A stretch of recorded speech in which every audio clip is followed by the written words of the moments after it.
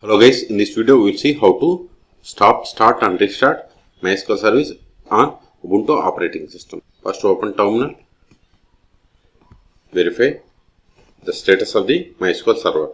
Sudo systemctl status MySQL. Hit enter. See, MySQL service is active and running and it is enabled. Okay, and it is started 2 hours and 35 minutes back. Okay, quit to quit. Now if you want to stop, use the command sudo systemctl stop MySQL. Hit enter. Now verify the status. See, MySQL is inactive or dead, or we can also verify by trying to connect to MySQL. MySQL-u root -, then provide the password of root account. See, we are unable to connect because MySQL server is stopped. So start it again. Just replace the status with start. Hit enter. Okay. Again verify.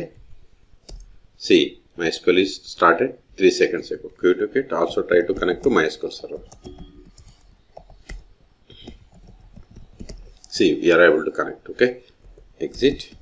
If you want to restart, just give sudo systemctl restart MySQL. MySQL is the service name. Hit enter.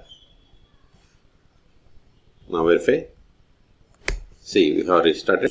2 seconds ago. Control L. You can also stop, start, or restart by using sudo service MySQL. Then give the status. See, you got the MySQL service status information.